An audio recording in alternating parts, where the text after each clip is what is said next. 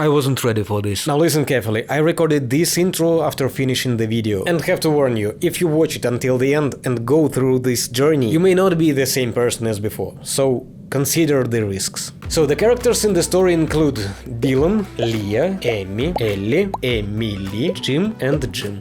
At some point I noticed that they often repeat their lines most of the time in a row, so I decided to create a collage of those repeated shots. So the movie opens with an endless shot of a warehouse or something. After that we see two young children, Leah and Dylan. They are out for a hike in the mountains when suddenly they stumble upon something. What's that, Dylan? A mushroom. Thanks. Oh, now it's not a mushroom. Sadly, Leah's father and mother take her away from the city where Dylan lives, and they two never see each other again. Fast forward 35-40 years according to Dylan's appearance. Hi. Yeah? Are you on your way home?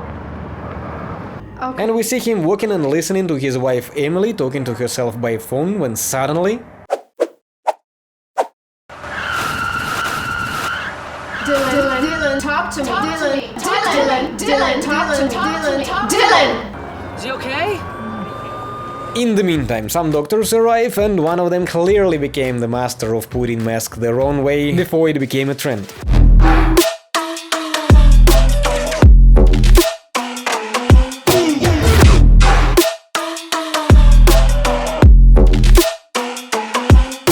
Dylan is placed in a hospital with a diaper on his face. Okay, now, someone has to explain the doctor how an oxygen mask works. This is ridiculous. Another incompetent doctor arrives to check Dylan's pulse, ignoring all of those fancy machines around. No. We rely only on OG methods and expert opinions like... He is very weak. Despite being weak, Dylan wakes up and immediately leaves hospital right in his hospital gown. And after coming back, decides to awkwardly dance, drop some laptops, sign some empty books, and tell his publisher, "Leave me alone. I've got work to do." After that we see Dylan's friend Jim trying to seduce his wife with his impressive squatting techniques, and cheesy pickup lines such as, "We don't have sex anymore. Do you realize that?" Amy doesn't seem to have much to say, so she just repeats, "Where did that come from? Where did that come from? You bastard! You bastard!" You know what I've noticed? They always repeat their lines in a row without changing them in slightest. I think I could make a collage with all the shots of repeated lines, and we will see how big it will turn out to be. Then we meet Ellie, Jim's daughter from his previous marriage. She's eavesdropping on them from behind the wall and gets upset about that. Dylan is pretending to work on one of his malfunctioning laptops when he suddenly remembers that he forgot to take his medication. "Where is his pills, Emily?" Where are my pills? "Oh, here they are." Okay, alright. I got it. Emily, would you mind to leave some for Dylan, because he is one who needs them? I don't need these. I'm not gonna take these anymore. Dylan flushes prescribed pills, which he definitely doesn't need anymore. No more. No more. Excuse me, is it really that hard to throw them in trash? Man, what a slob. He doesn't bother to flush them as well, so Emily can easily go fishing for pills in toilet. Next shot, our guy is resting on a laptop while Emily is watching him, Where were you just then? mumbling something which troubles Emily. Did you take your meds? Did he nod his head? Bro, whom are you trying to fool? We just clearly saw you chuck those pills in toilet. I feel like something's inside me. Dylan starts feeling something inside him and has difficulty working on his second book. A clear example of the consequences of refusing to follow medical treatment. I offered you medication that would help you. I'm feeling less stable. He assures publisher that he will let them know when he can get back to work, I'll call you when I'm ready. It will be soon. and then passes out again.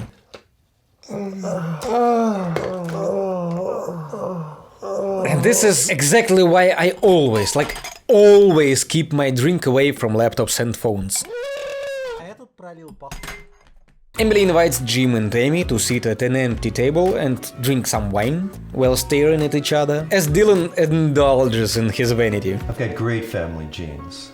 This continues until both Dylan and Jim becomes quite intoxicated. I don't feel so well. And Dylan heads to his office to work on his book, which he promised to his publisher, finally. But without these medications, Dylan is unable to focus on his work and starts to hack governments and corporate systems to uncover information About all this national and international and national corruption I know is going on. Meanwhile, Jim finds the ideal moment to have a meaningful conversation with his wife. Can we talk now, please? For some reason it doesn't work out well. Dylan finds a better time to talk to his wife. She's not asleep. We've You gone through know, the good times and I've the bad never times intended together. it to turn out this way. I've given it my I all. tried to get off the pills. I just can't I've gone do out of my it. way to make you happy. Somehow, we don't know how, but he had found out about her pills addiction and strongly recommends her to follow to rehab. I want you to go into rehab. No rehab. Well, what you gonna do? No means no, right? I've got to get this work done. Instead of listening Emily's petty complaints about her miserable life. My job sucks. I've got to get this work done. Dylan unloads whole bunch of absurd about those hacking secrets and the corporate corruption, and that he is about to reveal that information to the world. It's going to change everything. Emily seems to be quite upset about him not listening to her. The bank is failing. I've been so supportive of you. So supportive. No, you have not. You don't care about your wife's problem and her growing addiction. Let's talk. Silent talking doesn't seem to help much, so Emily decides that she's done with all that crap. Really? They begin to excitedly smash laptops, toss paper, rip clothes. The next morning, Dylan visits another therapist who tells him that some people want something from him. Be careful. They will harm you. Emily asks Dylan to go to sleep, but he is also sorry. I'd love to. He has too much but to I do. can't. I have too much to do. He'd love to, I'd love but to. he has too much to I do. have too much to do. He's sorry. I'm sorry. He'd love to, but he has too much to do.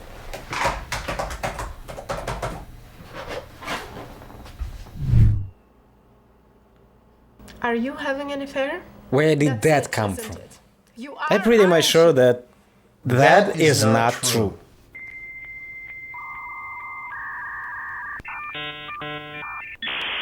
I haven't told you the truth, though.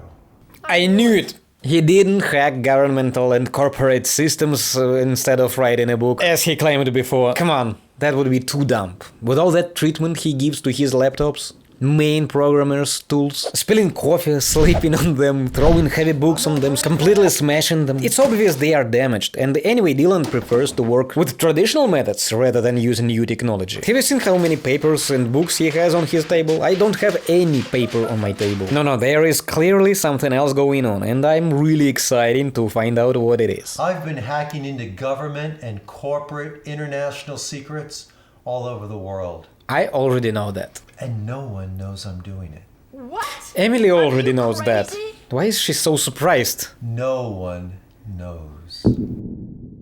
Don't tell anyone. Don't tell anyone. Don't. He has been bragging about that non-stop. Well, it's time for a nice barbecue pool party with Jim, Amy and Ellie, and someone else decided to pay a little visit. The doctor at the hospital. I'd like you to meet my fiancé, Tim. Oh, so he is Jim. I'm sorry. Then I have no idea what Amy's husband's name is. I thought he was Jim. Anyway, Dylan recognized Leah, his childhood friend. Is that you? It is, isn't it? It's you. Oh my God. It is, isn't it? Leah. And notices that she is kinda hotter than his wife. So he starts these mating games. I think of you every day. I think of you every day.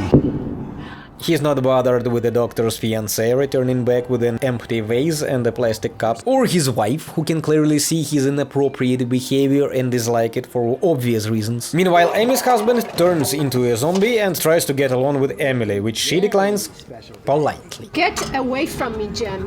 Oh, so he is still Jim. Okay. After party, Dylan's fatherly and warmly explains Ellie that she can't swim in his pool and take his shower. You can't do this. Don't do it anymore. You can't do this anymore. But when she is gone, he is not warm and kind anymore. Oh, you can come over and use our swimming pool anytime you want. Remember? Dylan is full of anger and insists on Emily snitching Amy about Ellie. I'll call her mother.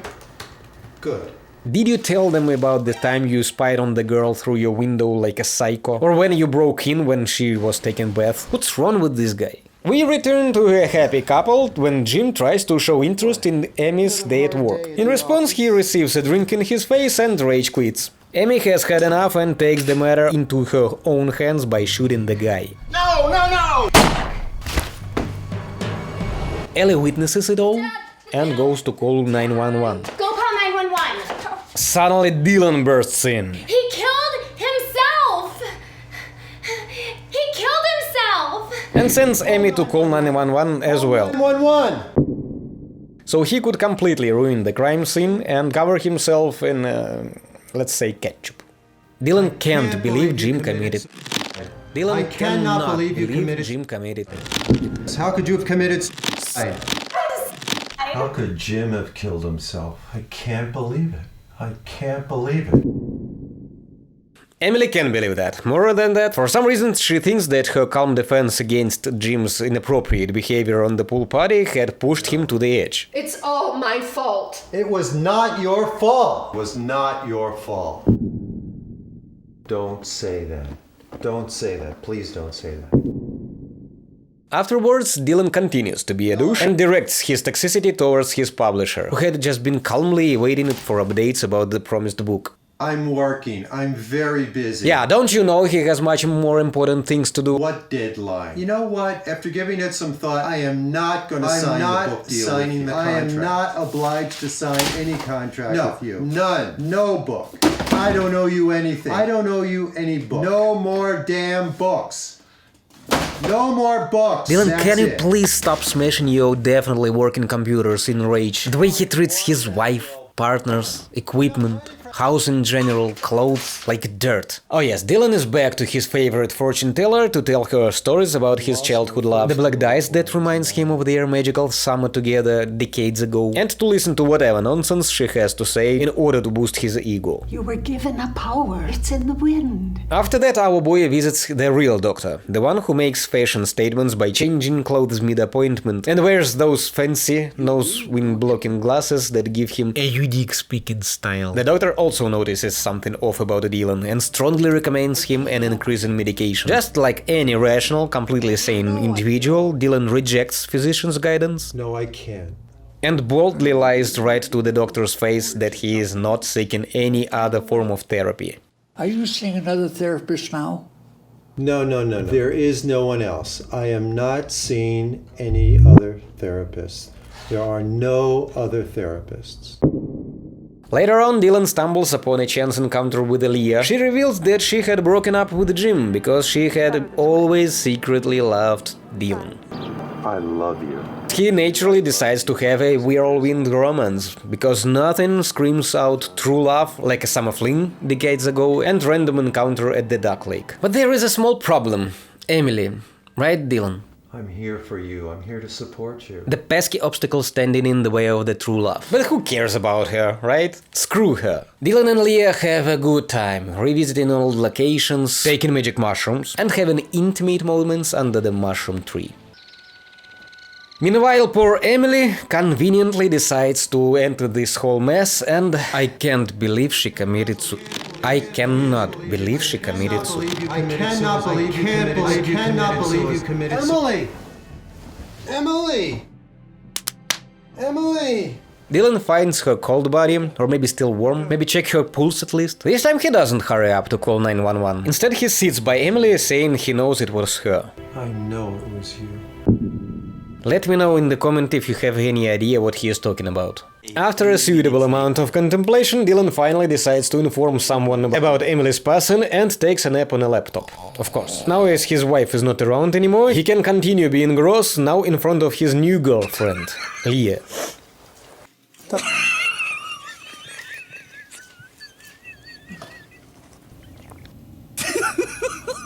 Of course, he can't help boasting about his hacking skills and unloads a bunch of nonsense about cheating, lying, corruption, And hypocrisy. After that, to everyone's surprise, some man kidnaps Leah in broad daylight, leaving Dylan understandably worried about her safety. not there. Leah, are you there? Pick up. Leah, where are you? Leah, where are you? Pick up. Are you okay? Are you okay, Leah? Leah, where are you? After quite a conversation with a voicemail, Dylan stumbles upon a card with the kidnapper's address conveniently lying on the ground. I'll find you. I'll find you, Leah. I'll find you. No rush, buddy, take your time talking to a voicemail. Dylan arrives at kidnapper's address and finds him lying unconsciously in front of a big black van. Leah! I don't know who that is. Give me the keys. I don't have any keys. Give me the key to the lock. I don't have Give a me key. the I don't know it. I don't have. Our hero doesn't need keys. Now he can walk directly through walls and free Leah effortlessly. Then Ellie shows up to tell him about her witnessing a crime. But by this point, it is clear that Dylan is a total jerk. You cannot come here again. You cannot come here. Dude, her father has just died. Show the poor girl at least some compassion. Despite his dismissive attitude, Ellie still manages to tell him about her father being shot by Amy. Dylan's response? What? To go the hell out of here and bother police with her boring stories. Now! He's done with all this drama and just wants to take a nap. But now his house gets haunted by a ghost. Instead of facing his fears and dealing with the ghost, Dylan freaks out and leaves his haunted house and Leah inside of it behind. I'm sorry, I've got to go out of town for a day. I'm sorry, I'll only be gone for a day. Everything is okay. Everything is okay. I love you, Leah. I love you, Leah. After tripping for some time in the mountains, he returns to A. To his therapist to finally start treatment. B. To Leah to tell her he is sorry for leaving her with ghosts. C. To Amy to find out what the f had happened to all of them. D.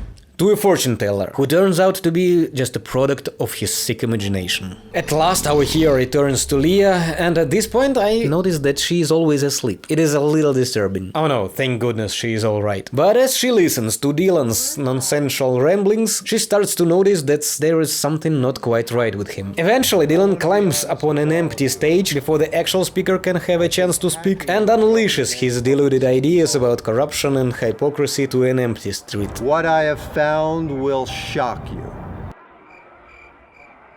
Convinced that his unfounded words will make people he hates kill themselves in various ways. I resign today as president of the bank. Goodbye. Now these fantasies are becoming increasingly disturbing, and if Dylan continues to refuse to take his medication, there is a high chance that instead of speaking on an empty stage to a bunch of onlookers, he'll start administering his twisted version of justice with a real weapon. These people must be punished and eliminated immediately. As he reveals his rousing speech, our dear Dylan reveals his true colors, letting his anger and frustration boil over as he makes threats to the audience. But you should be scared. And just as we start to realize the gravity of the situation, half of characters ended their lives, one is in prison, one is orphaned. And we see Dylan leading Leah to a lonely place, leaving us to wonder if she'll ever be safe again. Alright, I have a few ideas about the meaning of the movie, and want to share one of them with you all, but not in this video. Right now I'm feeling overwhelmed by everything I've seen. And if you've made it this far, don't forget to give the video a like. See you next time, cheers.